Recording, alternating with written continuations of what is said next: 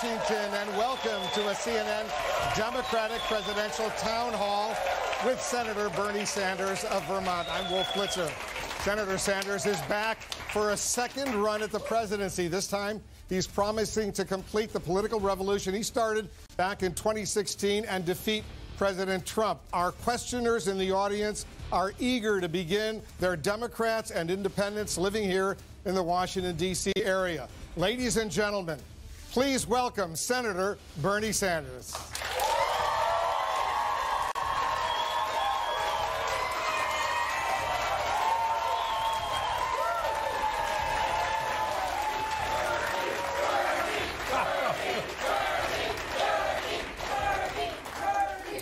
All right, so Senator, this is your second time running. You know the rules. You've done this before. Are you ready? I am ready. Are you ready? All right, let's do it. Let's get started. We have a questioner.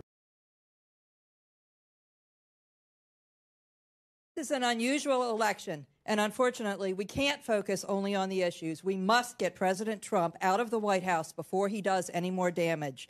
If you are the Democratic nominee, how will you defeat him? And if you are not the nominee, what will you do to help the nominee defeat him? Well, let me just say two things. Number one, I hope and believe that every Democratic candidate will come together after the nominee is selected and make certain that Donald Trump is not reelected president of the United States. And I pledge certainly to do that. I hope I'm the nominee, but if I am not, I will work with that nominee. Trump has got to be defeated. And I'll tell you why. It's not only that we have a president who wanted to throw 32 million people off of the health care they had after promising that he would provide health care to everybody.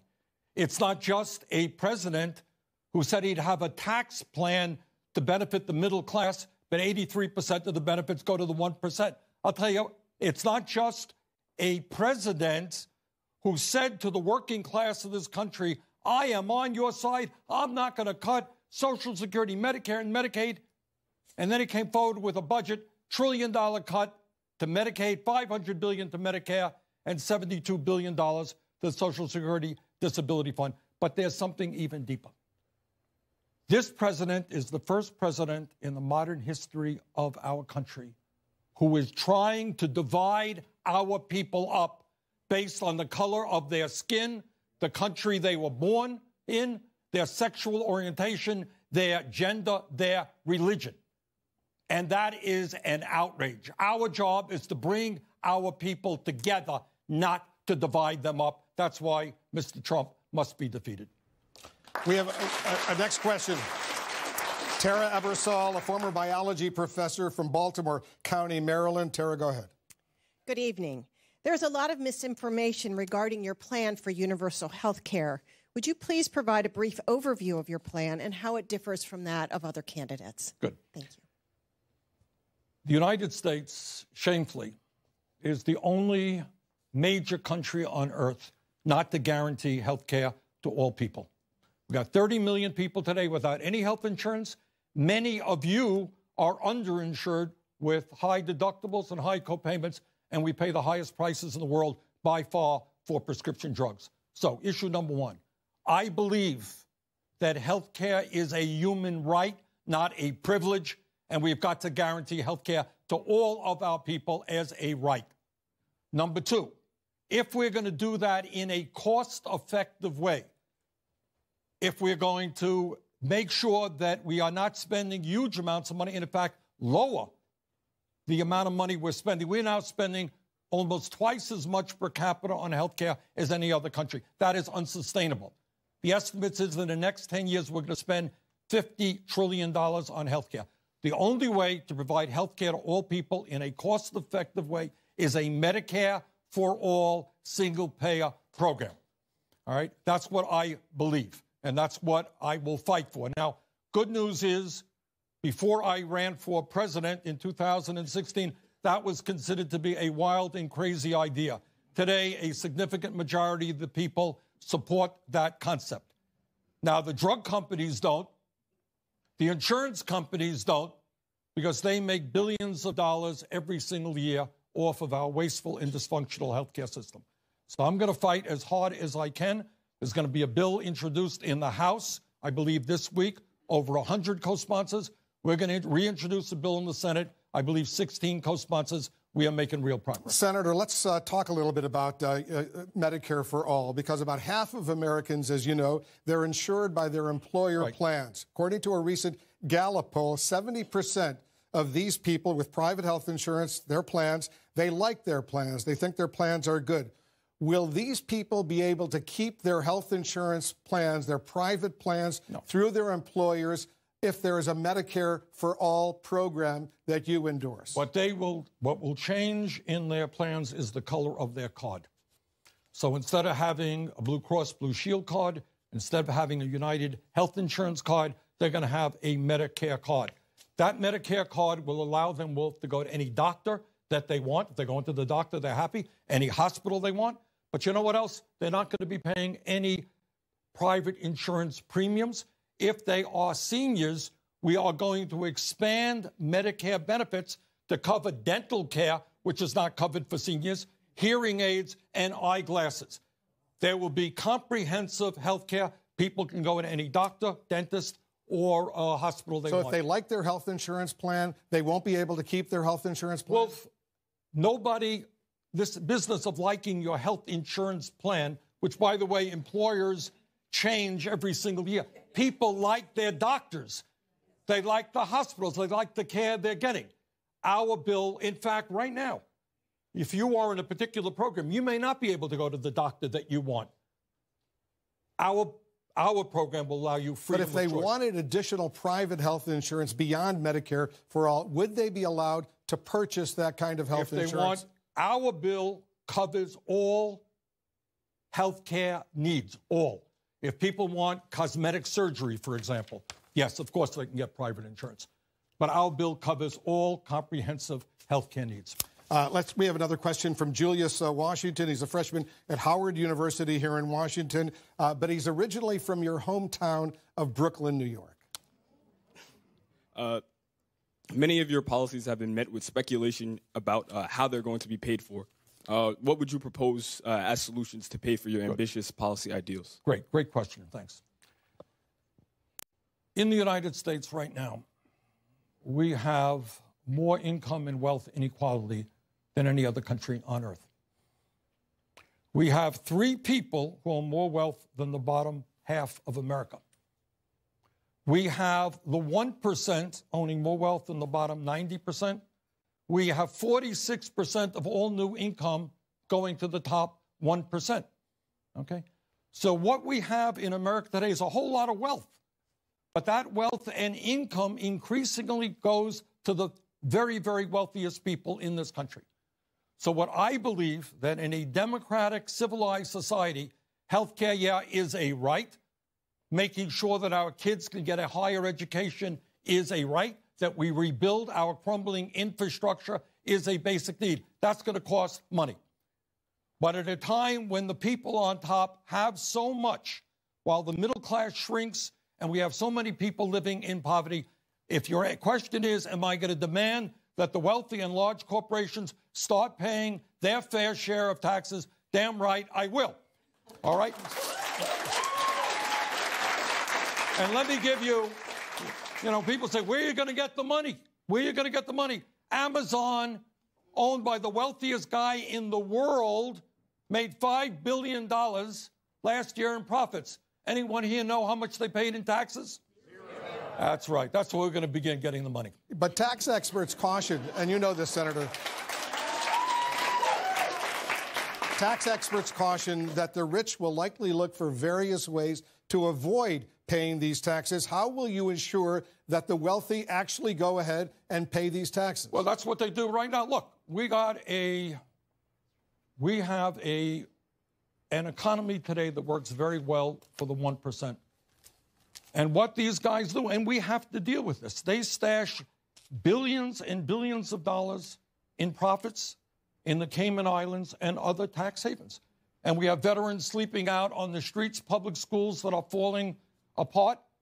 Got 20% of senior citizens in this country trying to live on $13,500 or less. So we have, when I talk about a political revolution, I know this may sound radical to some people, but we are going to create an economy and a government that works for all of us, not just the 1%. So to answer your question, we are going to do away with those outrageous loopholes that allow large corporations owned by some of the wealthiest people in this country to pay nothing in taxes. We're going to end their ability to put their money in the Cayman Islands under the tax havens. We have a question from Shadi Nassab, a student at American University. Shadi's from Denver. As we saw in the 2018 midterms, the Democratic Party has become more female, more racially diverse, and younger in age. How can a voter like me feel confident in your ability to represent the party, especially given that your response to sexual harassment allegations during your campaign is that you were, quote, a little bit busy running around the country trying to make the case to be elected as president? Well, I think that quote was a little bit out of context. But let me ask you a question. I am enormously proud of the fact that we have the most diverse, progressive freshman class in the history of the United States Congress. And you know what I did in 2016 and in 2018? I ran all over this country to try to make that happen. All right? So when you talk about the political revolution, you're talking about two things. Number one are the ideas that we are fighting for.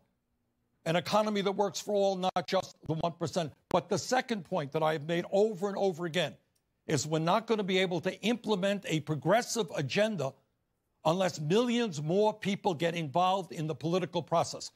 So I am delighted. We started an organization called Our Revolution. I think Nina Turner is here. You know what the purpose of Our Revolution was about? Is precisely to bring young people into the political process. And I think we're making some real progress. But what are you going to do, Senator, to make sure that the allegations that occurred against your campaign a couple of years ago are not repeated? What are you personally going to do to make sure that doesn't happen again? Let me tell you what we have done and what we are doing. I was very upset to learn what I learned. When I ran for re-election in Vermont in 2018, we instituted, I think, maybe the strongest protocols against sexual harassment, and that will be the protocols we bring into the 2020 presidential election. Every employee of mine in this campaign will get significant amounts of training to understand what sexual harassment is about.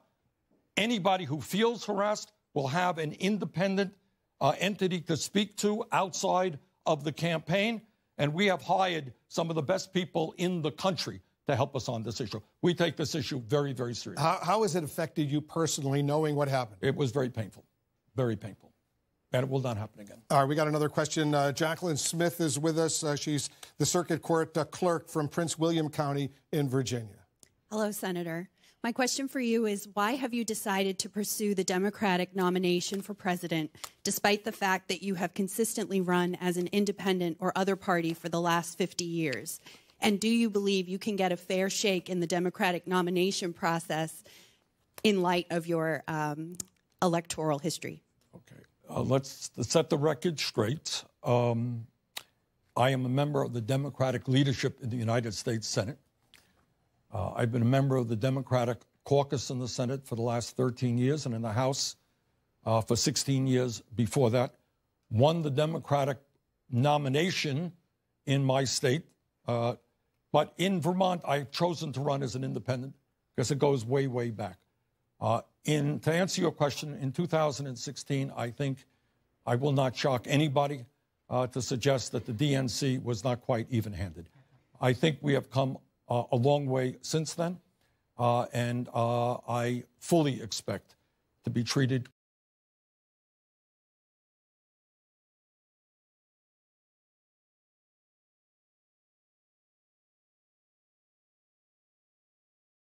They are registering as independents or not affiliated folks.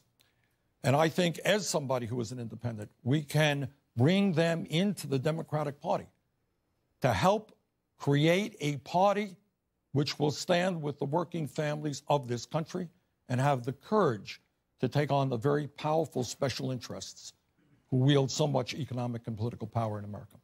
Let's take a seat for a second, because I have a question about transparency. Senator, will you release 10 years of your tax returns? As you know, Elizabeth Warren has decided to do that. Yes. What was the delay? Why haven't you done that so far? Well, you know, the delay is not, it'll bore, our tax returns will bore you to death. It's simply Nothing special about them. It just was a mechanical issue. We don't have accountants at home. My wife does most of it, and we will get that stuff out. So when do you think we'll be able to see your tax returns? Sooner than later. Well, what does that mean? Soon. Soon? Yes.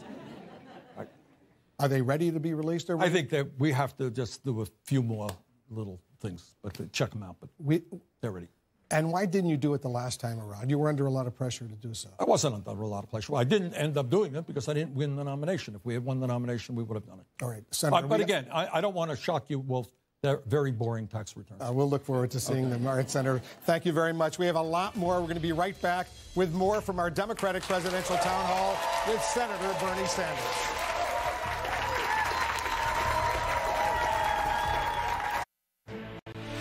This is CNN Breaking News.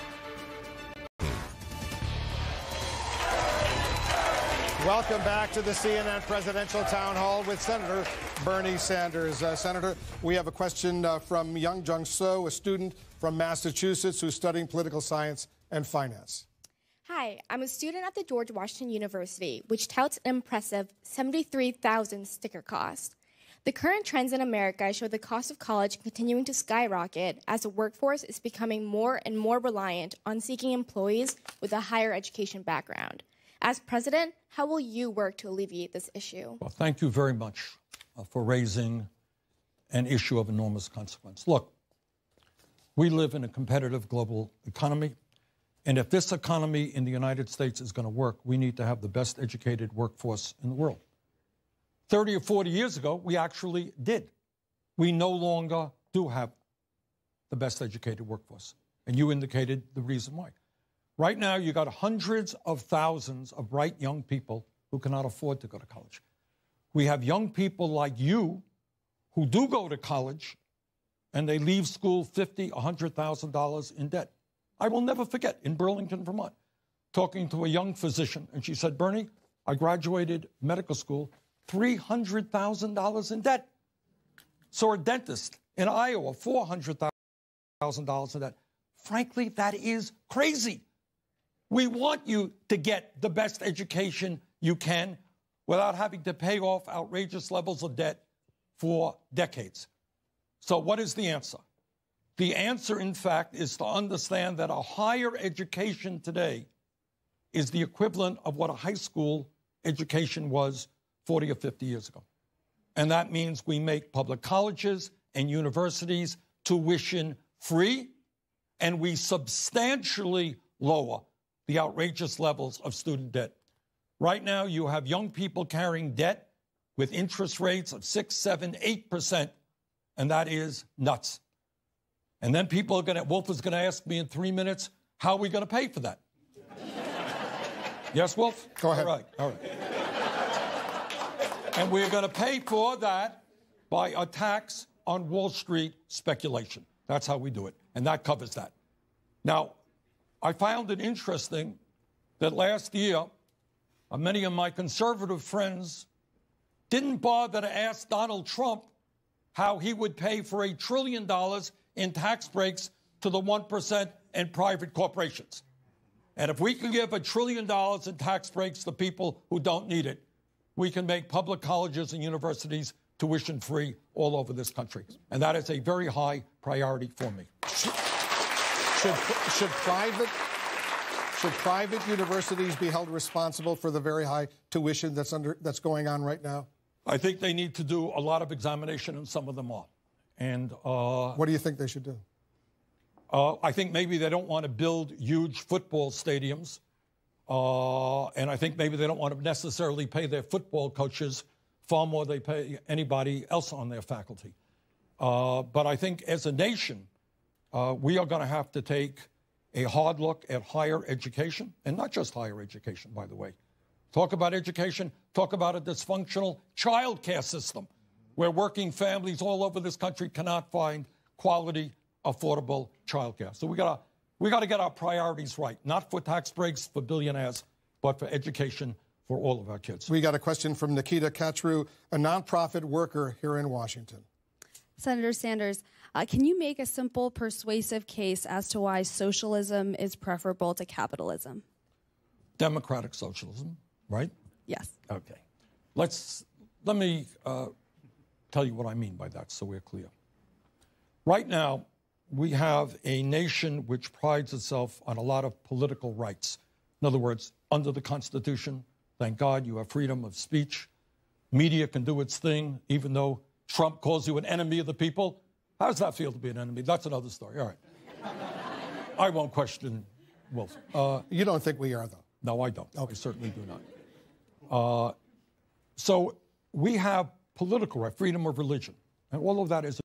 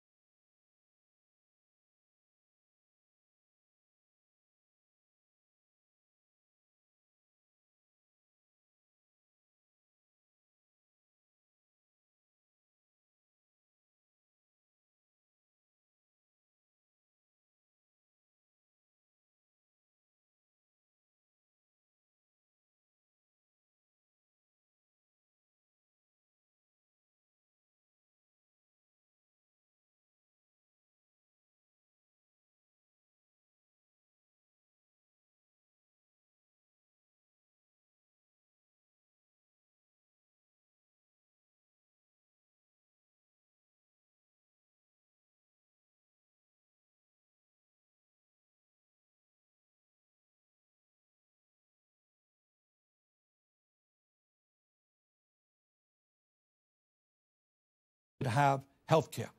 You can't get ahead in this country, in this world, unless you have a decent education. We have got to, as a right, end the kinds of discrimination, the racism and the sexism and the homophobia that exist. So to me, when I talk about democratic socialism, what I talk about are human rights and economic rights. Senator, President Trump said in his State of the Union address, and I'm quoting him now, America, this is the president, America will never be a socialist country. Will that hold true if you're elected president? If I am elected president, we will have a nation in which all people have health care as a right, whether Trump likes it or not. We are going to make public colleges and universities tuition free. We are going to raise the minimum wage to a living wage of at least 50.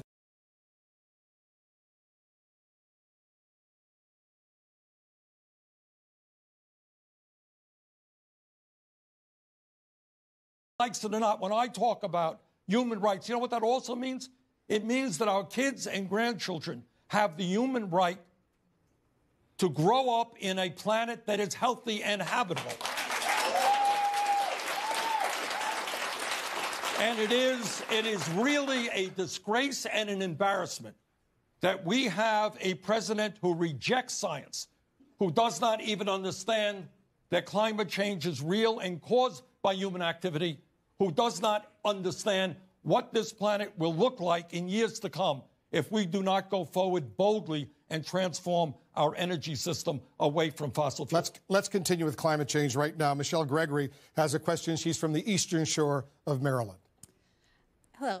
My home, the lower Eastern Shore of Maryland, part of the Delmarva Peninsula, is estimated to be one of the first places in the country to experience the effects of climate change. In fact, with more and more frequent flooding, it already is. What is your plan to help these rural communities in the poorest part of our state to fight climate change? What you're asking is maybe, you know, a couple of years ago, I don't know if you were moderating it, Wolf, I don't know if it was you or CBS, I can't remember. And somebody asked me, they said, what is the major national security issue facing this country? And you know what I said? I said climate change.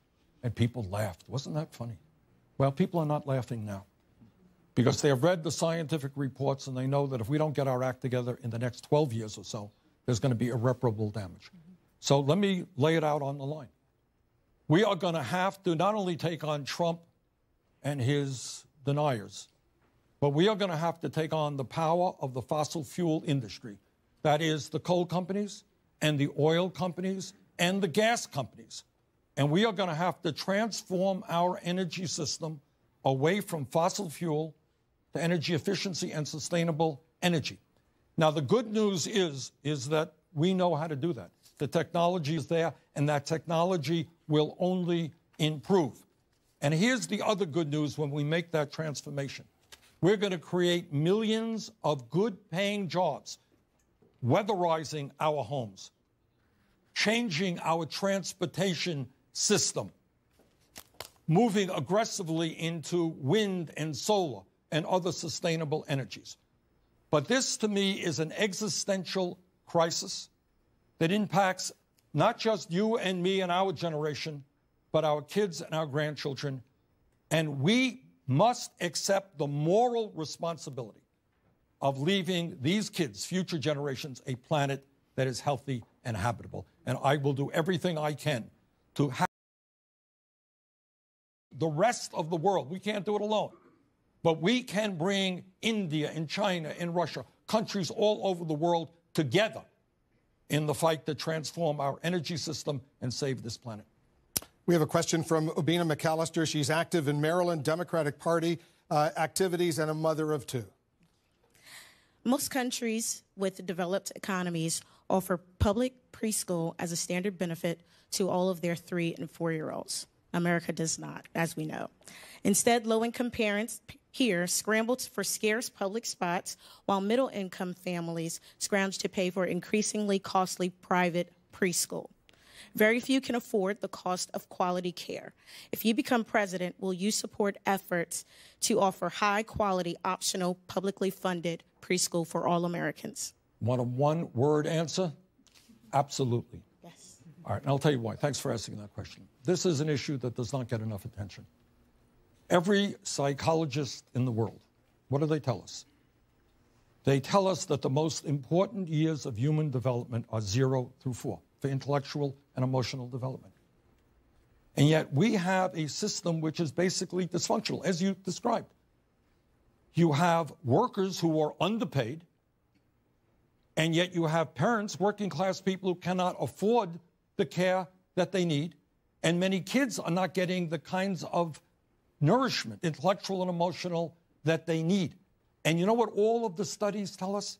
Is that when you invest in pre-K education and you make sure that kids are prepared for school, they are much less likely to drop out. They are much less likely to do bad things and end up in jail. Every dollar you invest in preschool education will be paid back many, many times. So we got a lot of work to do in education, from higher education to preschool to improving our public schools as well. And when people tell me we cannot afford to do that, I say we cannot not afford to do that. This is the future of the country. We have a question from Osaro Grayson. He's from Baltimore, Maryland. He's a Howard University student. Thank you, Senator. In a political climate where we see the current president and his followers using terms such as fake news or alternative facts, how do you plan to have a productive discussion with somebody who is unwilling to accept facts? This is what I think we have to, and again, as I mentioned a moment ago, when Trump talks, basically says the Wolf Blitzer and other people in the media produce fake news, they're liars, they are enemies of the people. Understand what that means. This is an attack on the very fundamentals of American democracy. Because Trump does not want to be criticized. What he wants to do is disparage the media so that people do not believe what the media says. Now, my approach, and I should tell you that in the last several years, as I go around the country, and I will do it in this campaign, I go not only into communities which are progressive or democratic, we head out to Trump country. We head out to Trump country. And we are going to talk to those people. And we are going to expose Trump as the liar and fraud that he is. All right? Trump told working people that he was going to be on their side. He is not on their side, and its record proves that quite clearly. He is on the side of the billionaire class. And we're going to make that very clear. And I think by the end of this campaign, I suspect that a number of people who voted for Donald Trump will understand that he is not their friend, and that the agenda that we have, which is prepared to take on the billionaire class, is the agenda that they will support. If you're the Democratic presidential nominee and you're on the debate stage with President Trump, How will you engage with him? Well, we'll bring a lie detector along.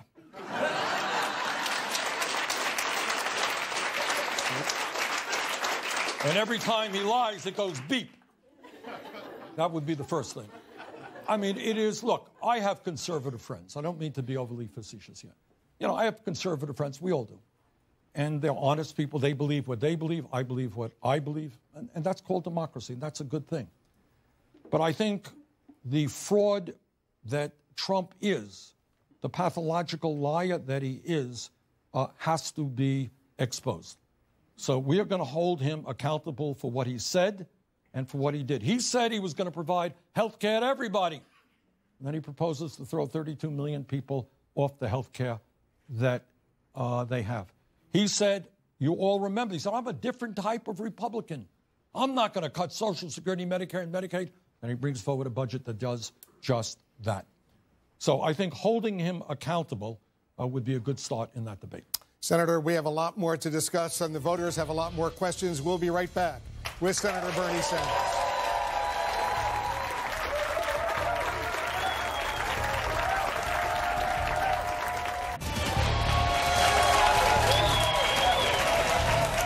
We're back with Senator Bernie Sanders. Senator, we have a question from Troy Dante Presswood. He's a community leader here in Washington. Hey, Thank you, Senator, for being here. The intelligence community all agree that Russia tampered with the 2016 election and used information warfare to sow further division and mistrust among Americans. It's likely that they will interfere with the 2020 election as well.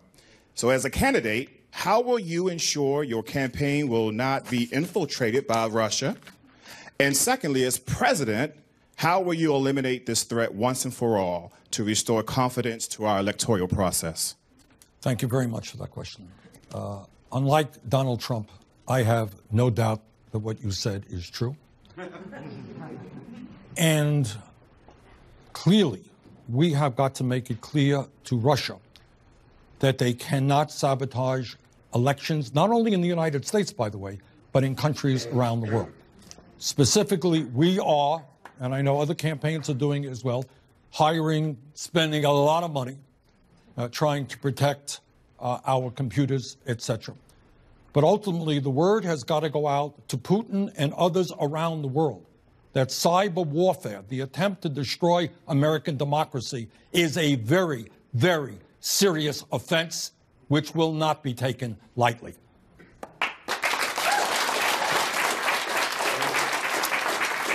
We have another question. I want to bring in Chanel Saldana, student at American University here in Washington. She's from Pittsburgh. Good evening. In light of the recent events in Venezuela, you came out against U.S. intervention, a contentious stance as many in Venezuela are currently suffering at the hands of Maduro through starvation and violence, and it is clear that he will not let humanitarian aid in. Under these circumstances and moving forward, do you have a clear position on U.S. intervention overseas, both economically and militarily, for nations that are under the regimes of these oppressive dictators? Thank you. Good question. There are a lot of awful things happening in the world, and what's going on in Venezuela is terrible. Their economy is a disaster. People are living in hunger and in fear. I strongly believe there has to be an international humanitarian effort to improve lives for the people. I think the evidence is pretty clear that the last election in Venezuela was not a free and fair election. And under international supervision, I want to see a free and fair election. But to answer your question, let me say this.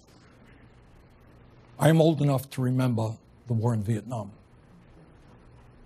And I was as active as I could trying to keep the United States from going to war in Iraq. I was in the Congress at that point.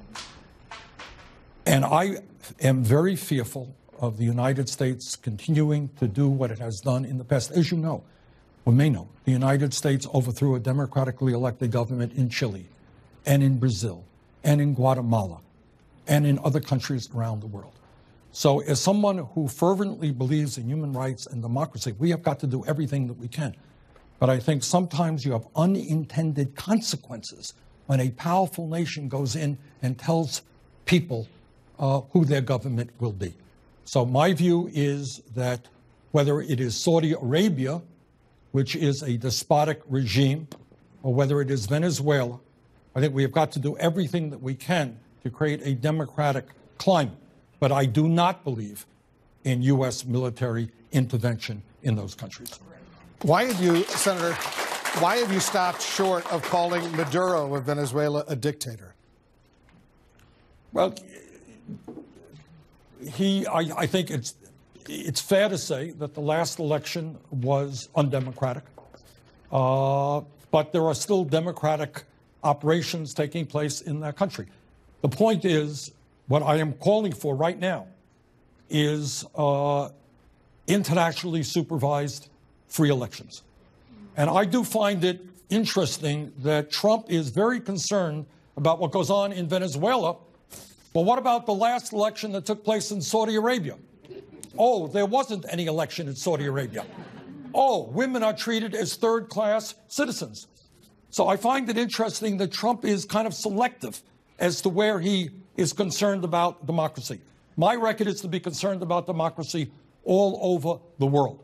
So we've got to do everything we can. But at the end of the day, it's going to be the people of Venezuela who determine the future of their country, not the United States of America. As you know, President Trump this week is meeting in Hanoi with Kim Jong-un, the leader of North Korea. If you were president, would you meet with Kim Jong-un? See, now, after all of the nasty things I said about Trump, let me say a good thing here, all right? I think, look, nuclear weapons in the hands of a brutal, irresponsible dictator is a bad idea. And if Trump can succeed, in fact, through face-to-face meetings with Kim Jong-un and rid that country of nuclear weapons, that is a very good thing. So I think that the idea of going and meeting face-to-face with your adversaries is a good idea. I would like the President of the United States to bring Iran and Saudi Arabia together, to bring the Palestinians and the Israelis together. All right?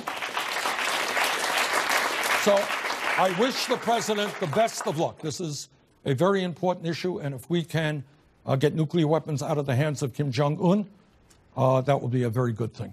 We have a question from Regina Brennan. She's a student at Catholic University. She's from Philadelphia, a supporter of yours. She has a question about the president's border wall with Mexico. Good evening, Senator. My question for you is, if Donald Trump does get his wall, do you believe that it's worthwhile to adopt a plan onto your platform for deconstruction? Or with so much happening, not in just terms of undocumented migration, but of immigration in general, to adopt such a plan will deflect from more pressing issues? Yeah. In my political judgment, Donald Trump is not going to get the wall. And I think it really is outrageous. And by the way, there are a number of Republicans who feel the same way, that it really speaks to his authoritarian goals to somehow decide this is a national emergency that he's calling in order to build the wall. All right. The real national emergency that we have is that we do not have comprehensive immigration reform and a path toward citizenship. The emergency that we have is we have 1.8 million young people who are eligible for the DACA program who are scared to death any day that they could be deported, even though they spent their whole lives in this country. So the goal with immigration, in my view, is to finally deal with comprehensive immigration reform and a path toward citizenship and a humane policy at the border for those who seek asylum. America should not be the country which grabs little children at the border out of the arms of their mothers. That is not what this country is about. Senator, we're going to take another quick break. Much more with Senator Bernie Sanders right after this. Welcome back to our presidential town hall with Senator Bernie Sanders. Senator, I want to bring in Devon Bradley. He's a student at the George Washington University here in Washington. He's from Florida. Devon, go ahead. Thank you. Senator, my question to you is this. How do you plan to ensure the cost of medications like insulin won't continue to rise and that people over profit will hopefully become the norm in this country? Oh, you're asking me a question that I have worked on for a long, long time. Yes, sir. Don't get me going. All right, let's go. We have a limited amount of time here, but let me just say this. The pharmaceutical industry is the most greedy entity in this country today. Today in America, if you can believe it, 1 out of 5 people cannot afford the medicine that they need. You talk about insulin. We have had on our social media, my Senate social media, parents talking about how their children died because they couldn't afford insulin. The pharmaceutical industry last year made $50 billion in profit. $50 billion. They pay their CEOs outrageous levels of compensation. And 1 out of 5 Americans cannot afford the medicine they need. In my state of Vermont, elderly people cut their pills in half. Now, I have introduced, I think, the most sweeping set of legislation to deal with this issue. It does 3 things. Number 1, it has Medicare for the first time negotiating prices with the pharmaceutical industry. You know why our prices are so much higher than any other country on earth? In America, the drug companies could charge you any price they want. They could double, triple, quadruple the price. They get what the market will bear. Every other country on earth negotiates prices. And we don't, because the pharmaceutical industry has unbelievable money and unbelievable power. All right? So number 1, Medicare negotiates prices. Number 2, many of my Republican friends believe in free trade. Well, if you believe in free trade, why can't pharmacists and distributors purchase lower-cost prescription drugs from Canada and other countries? Same exact medicine made in the same factories, bring them into America. Thirdly, roughly speaking, what Canada does. What Canada does is look at prices around the world, come up with something similar. But let me say this, and this gets at the heart of what our campaign is about. The drug companies have so much wealth and so much power that they are not going to be easy to defeat. I was involved in a situation in California where we tried to, people in California tried to lower prices. Do you know how much money the drug companies spent in one state on one referendum? Anyone want to guess? $131 million. Okay, they have endless amounts of money. So in my campaign, we announced today, I'm getting a little off topic here, that we have signed up 1 million people to participate in the campaign. And the reason we are going to run an aggressive grassroots campaign is that at the end of the day, you don't beat the pharmaceutical industry here in Washington, D.C. They own the Congress. That's the fact.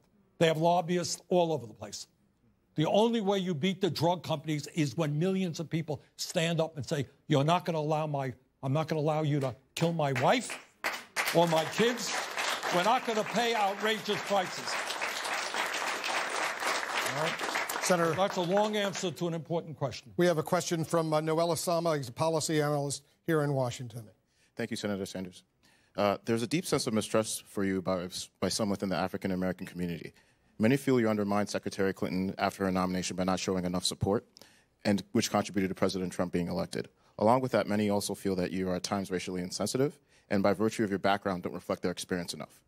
How do you address these concerns, and what's your approach to winning their votes? Well, first of all, I reject the first premise that you made. I knocked my brains out. In fact, I just saw a letter today from Hillary Clinton, which said, thank you, Bernie, for working so hard in my election, all right? We went to state after state. I think we had 35, 40 rallies in all of the battleground states. So I do not accept for one moment that I did not do everything that I could. And then people say, well, some of your supporters voted for Trump. True. But some of Hillary's supporters in 2008 voted for McCain. That's the reality. More of those did that than voted for me. Now, on the second point, okay, we ended up winning among younger people more votes from young African Americans, Latinos, Asian Americans, Native Americans than Clinton and Trump combined. All right?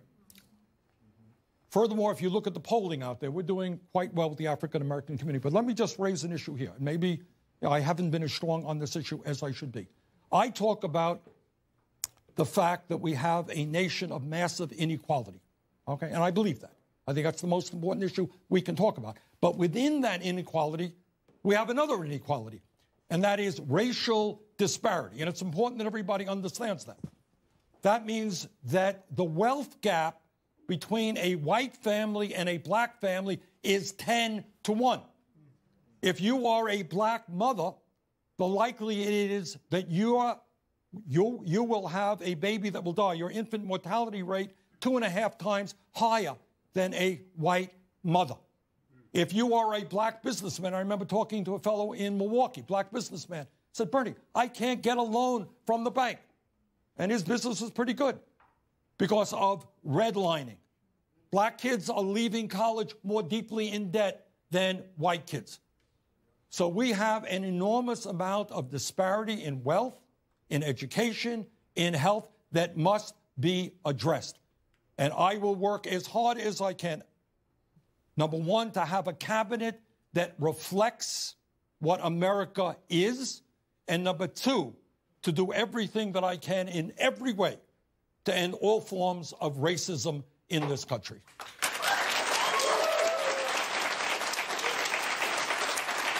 We have a question from Chioma Iwaha. She works at a nonprofit here in Washington. Thank you, Senator Sanders. Part of the legacy of slavery and Jim Crow in the U.S. is the legacy of income inequality in the U.S. What is your position on reparations to the descendants of slaves? Well, as I just indicated, there are massive disparities that must be addressed. There is legislation that I like, introduced by Congressman Jim Clyburn. It's called the 10-20-30 legislation, which focuses federal resources in a very significant way on distressed communities, communities that have high levels of poverty. So as I've just indicated, I think we have to do everything that we can to end institutional racism in this country. It is not acceptable to me that the rate of childhood poverty among the African-American community is over 30% in this country. That is beyond belief. That African-Americans die from cancer at higher rates than whites. So we're going to do everything we can to put resources into distressed communities and improve lives for those people who have been hurt from the legacy of slavery. So what is your position specifically on reparations? I asked the question because Elizabeth Warren, Julian Castro, they've indicated they want to support. What does that mean? What do they mean? I'm not sure that anyone's very clear. What I've just said is that I think we must do everything that we can to address the massive level of disparity that exists in this country. I'll tell you what they mean, because Elizabeth Warren has said black families have had a much steeper hill to climb. We need systematic structural changes to address that. Julian Castro has said, I have long thought that this country would be better off if we did find a way to do that, reparations. Well, I agree with what Elizabeth said. So you would support reparations? But read what she said. What does that mean? She means, I think, I don't want to put words into her mouth, is what I said. Okay? In other words, as a result of the legacy of slavery, you have massive levels of inequality. It has to be addressed, and it has to be addressed now. In 2016, you said it would be divisive, reparations. Well, again, it depends on what the word means. And I know you don't want to be divisive tonight. All right, let's go to Samantha Hakeem, a student at Catholic University. She's from Massachusetts. Thank you. As a strong advocate for raising the federal minimum wage to $15, I've had many discussions with my peers in regard to this matter. Many express concerns that small business owners would have to lay off employees because they do not have the money and income to support that many workers at that rate. How do you reassure them that this would not be the case and it is in fact possible? Well, you're right. In 2016, when I ran for president, and we talked about raising the minimum wage to $15 an hour, everybody said, well, it's pretty radical, pretty extreme. Well, a lot has changed in 3 years. And right now, you got 5 states in this country that have passed $15 an hour minimum wage. And by the way, it means phasing it in over a period of years, not tomorrow. But here's what I believe. I believe that in the richest country in the history of the world, if you work 40 hours a week, you should not be living in poverty. And I believe that if we raise that minimum wage to $15 an hour, workers will have more money to spend in their community and create jobs doing that. So I think raising the minimum wage is the right thing to do, and I think it is good economics, and I'm very delighted to see the kind of progress we're making in states and cities all over this country. By the way, I believe that the House of Representatives will, in fact, pass, can't guarantee it, I think they will, pass a $15 an hour minimum wage, and we're going to fight as hard as we can to see that passed in the United States Senate. We should not have to have in this country working people working 2 or 3 jobs just to pay the bills. So we have Bo Finley's a lawyer here in Washington. A lawyer, all right. My apologies. Thank you, Wolf. Senator Sanders, every Texas resident has 2 senators and a member in the House. Every Florida resident has 2 senators and a member in the House. Every Ohio resident has 2 senators and a member in the House. I live in Washington, D.C., and have no such representation. What will you do to help me and my fellow 700,000 Washingtonians do to receive full representation?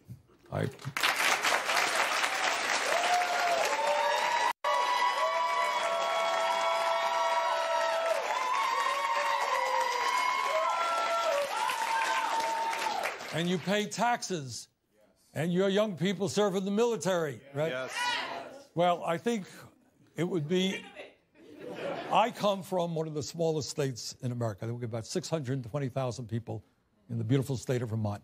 It would be a little bit hypocritical of me to suggest that Washington, D.C. should not become a state, and I strongly support statehood for D.C.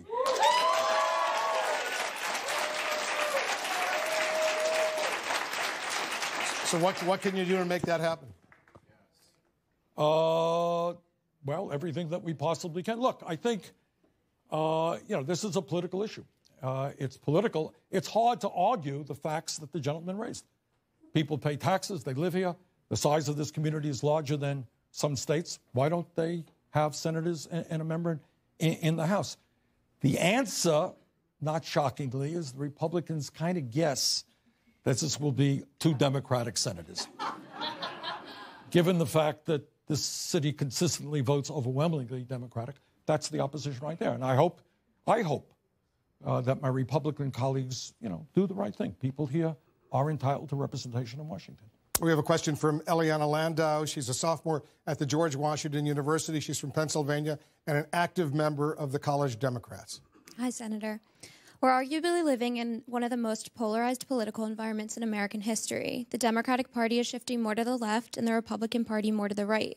But most Americans tend to fall in the middle of the political spectrum. How do you plan to unite such a polarized country if your policies are moving further away from where most Americans stand? Okay, I look at it a little bit differently. That the country is polarized, I agree. And that has a lot to do with Trump's fostering a division and hatred, to be honest with you. And it concerns me very much that the level of number of hate crimes are going in this country. But here's the other side of that story, is that if you ask people in red states, conservative states, you go to Oklahoma and you go to Missouri, wherever you go, and you say, do you think it makes sense to give huge tax breaks to billionaires and then cut Social Security, Medicare, and Medicaid, which is what the Republican leadership wants? You know what they say in red states? You're crazy. Of course we don't believe in that. Do you believe that health care is a right? Yeah, we do. Think we should raise the minimum wage? Yeah. Think we should have pay equity for women? Yeah, that makes sense. Think we should rebuild our crumbling infrastructure? Well, of course we could. Because my car nearly, disappeared in a pothole the other day. Okay? Do you think we should deal with climate change? Yeah, we should. Should we address racism and sexism and homophobia? Many people believe in the conservative states that we should. So I start off from the premise that we're not quite as divided as some would.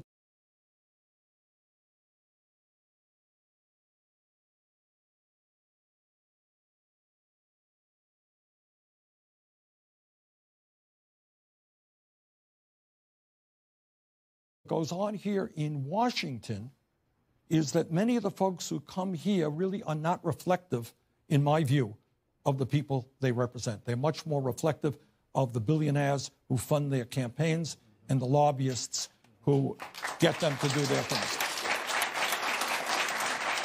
So I honestly believe that we can bring the American people together around an agenda that works for working families. rather than just the 1%.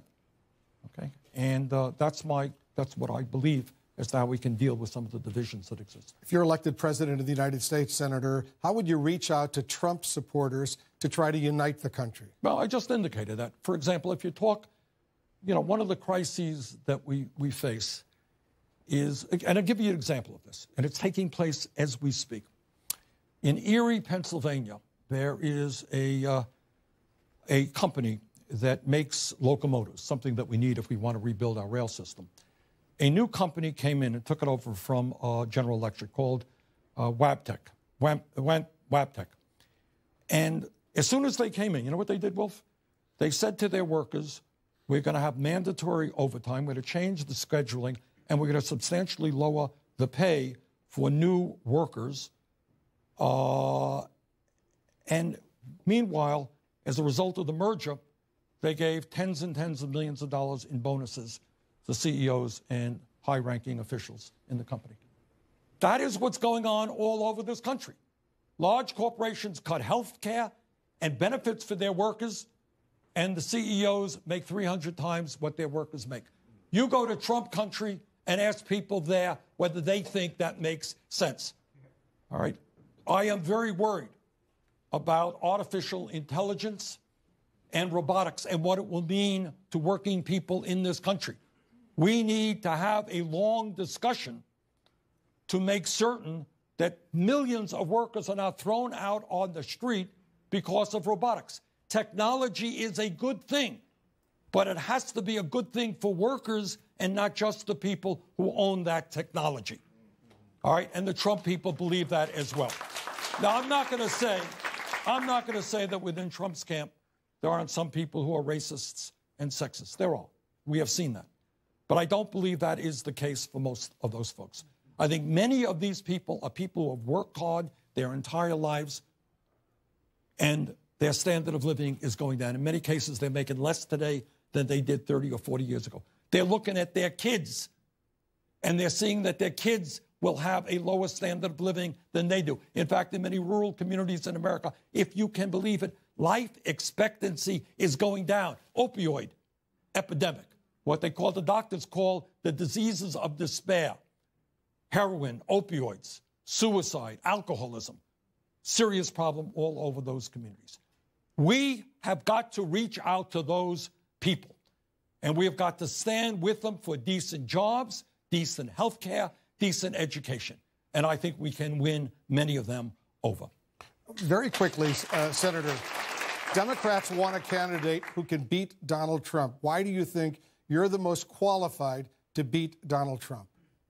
Well, first of all, let me say that there are a lot of really good candidates in this race, and many of them are personal friends of mine. I've known Elizabeth Warren for like 25 years, And I'm going to do everything I can to make sure that we discuss policy and not personality and not make it ugly.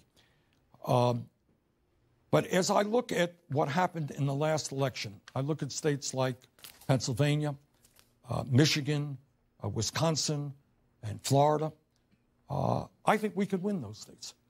I think the message of our campaign is that we've got to bring our people together, black and white and Latino, bring our people together around an agenda that creates a government that works for all of us, that we deal with the horrific trade policies that we have, that we raise the minimum wage, that we make education available to working families, child care available, that we guarantee health care to all people. I think that that is a message that will resonate in many of the countries, in many of the states that Trump won. Thanks to Senator Bernie Sanders, and thanks to our audience members for their questions. Our coverage continues right now with Chris Cuomo.